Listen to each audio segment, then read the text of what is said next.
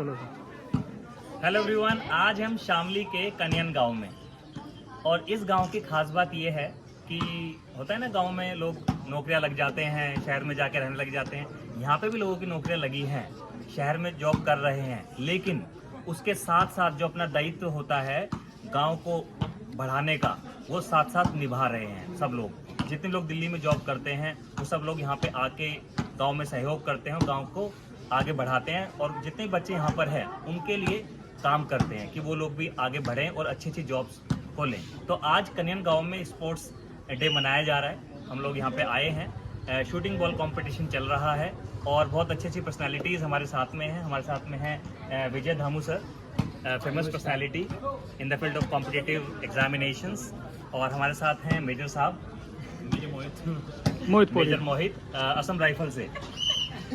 और हमारे साथ हैं famous personality helmet man of India, जिन्होंने 2014 से ये मुहिम चलाई हुई है हेलमेट रोड पर बांटने की।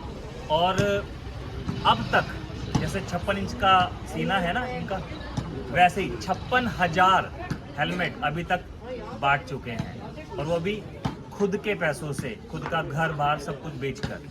तो आज कन्यन गांव में हेलमेट मैन ऑफ इंडिया आए हैं, और ये हम सभी के लिए बहुत ज़्यादा सौभाग्य की बात है। तो मैं चाहूँगा कि आप कन्यन गांव के बारे में कुछ बोलें और अपने बारे में कुछ बताएं। बहुत बहुत धन्यवाद संदीप जी। बाकी देख रहे हैं युवा जोश भरा पड़ा हुआ है, जो कहीं ना कहीं देश की सरहदों पर अपने एक वर्चस्व दे रहे थे, अब हम लोगों के बीच है, समाज के लोगों के बीच। और यहाँ कन्यान गाँव आज खुद को भी भाग्यशाली समझता हूँ कि आज संदीप जी की वजह से यहाँ इस मिट्टी पर आने का, खड़ा होने का सौभाग्य मिला।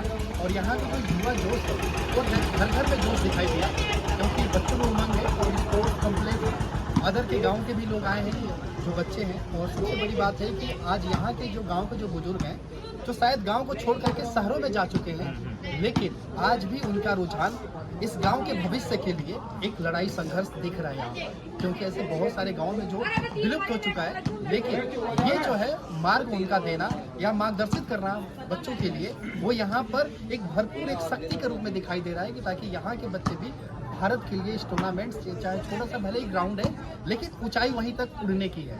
तो जाहिर सी बात है कि सुनाई को तभी सफलता मिल सकती है जब हम जैसे युवा कुछ किसी युद्ध में 1.5 से 2 लाख लोग मरा करते थे, आज बिना किसी युद्ध के भारत के सड़कों पर मर रहे हैं। ये वही लोग मर रहे हैं जिनकी उम्र है 18 साल से लेकर 25 साल की युवा, और वही युवा इस ग्राउंड के अंदर भाग भी ले रहे हैं, खेल में भी। और जैसा कि हम देखते हैं कि भारत की सड़कों पर 1 घंटे में 18 लोगों की मौत होती है, उनमें से 6 लोग वो होते हैं जो बिना हेलमेट के होते हैं। और सबसे बड़ी बात है कि अभी जो रोड एक्सीडेंट्स के जो आंकड़े हैं, अधिकतर युवा वो रोड एक्सीडेंट्स में जिनकी डेथ हो रही है, जो स्पोर्ट्स को अपना एक ड्रीम बना चुके थे। तो बहुत ज़रूरी है कि जहाँ पर इस गांव के लिए एक विरासत है, एक सपना है जो बुजुर्गों का, जो कि एक अच्छे पोजीशन पे जाने के बाद भी आज भी इस गांव के भविष्य के लिए जो लड़ाई लड़ रहे हैं, और उन्होंने खुद के पैसे से ऐसा ग्राउंड तैयार किया हुआ है, ऐसा भविष्य देखना चाह रहे हैं। वो चाहते हैं कि हमारे गांव के युवा बच्चे एक टीवी पर भी आए, जब एक बड़े सेलिब्रिटी के रूप में दिखाई दे, ताकि आने वाले इस तरीके से और जो बच्चे हैं, हजारों बच्चों के लिए क्रिकेट को या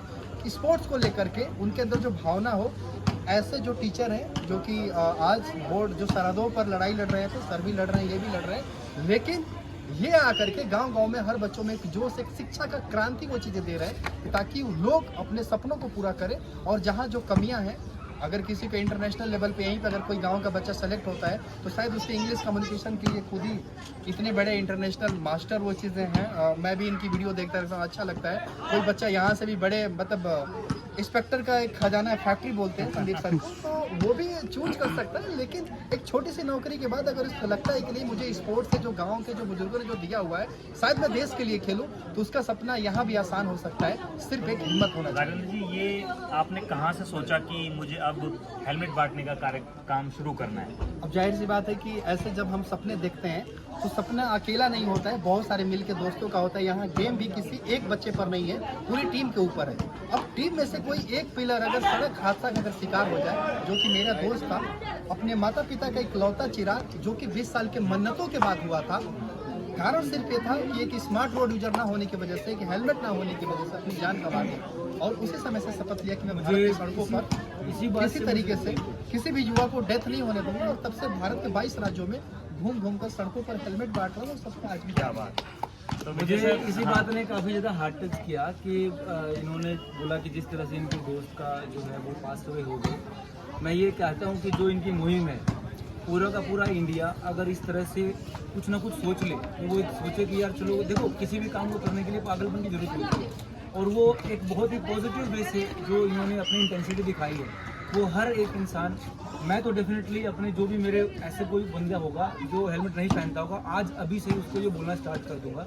दूसरा, संदीप सर का धन्यवाद देना चाहता हूँ, जो इस तरह से उन्होंने इस तरह से ये जो फील्डिंग है, जो जिस तरह की जमाई है, और दूसरी बात ये है कि हर एक बच्चे को यहाँ पर आके हमें ऐसा लग नहीं रहा है कि यार हम किसी दूसरे गांव में आए विजय सर, मैं यही पूछ रहा हूँ, जब गांव में आए हो तो बाकी गांव से क्या डिफरेंट लगा है कन्यन गांव में? यहाँ पे ये लगा है कि ना सारे के सारे गांव में एक जो एकता दिखाई दी है, वो एकता बहुत ज़्यादा देखने को मिल रही है। हमारे सामने एक बहुत बड़े मेजर रैंक के वैकेंसी स्टार खड़े हुए हैं, आप देख सकते हैं। इनकम टैक्स ऑफिसर यहाँ पे हैं, दिल्ली पुलिस इंस्पेक्टर्स यहाँ पे हैं।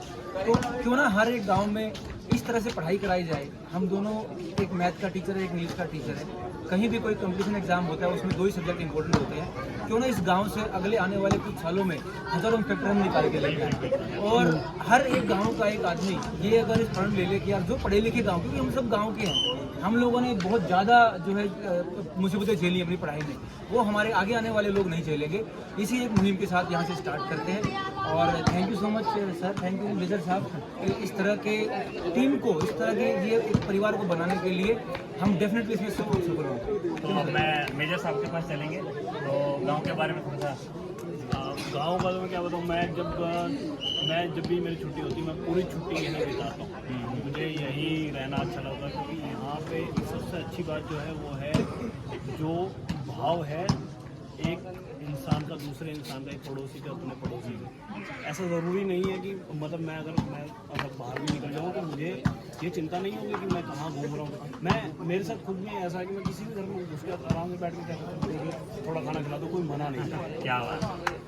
सबसे बड़ी बात गांव की यही है कि आप शहर में किसी के पास जाके ये नहीं कह सकते खाना खिला दो, सबसे पहले वेट बंद कर देगा कि क्या पता कौन होगा। यहाँ पे लोग इतने मन से साफ हैं कि वो लेके चलते हैं कि अतिथि देवो भव। वो अभी भी इस गांव में, इस हमारे प्रांत में अभी भी चल रहा है, और मेरा सौभाग्य है कि मैं इस गाँव में पैदा हुआ। और मैं आभार व्यक्त करना चाहूँगा अपना Vijay sir, helmet man of India हमारे बीच में। ये हमारा बहुत ही सौभाग्य है कि कल्याण में आप लोगों तो ने भाई, अपने दर्शन दिए। तो कन्यन गांव को हम सभी की तरफ से all the best. Thank you.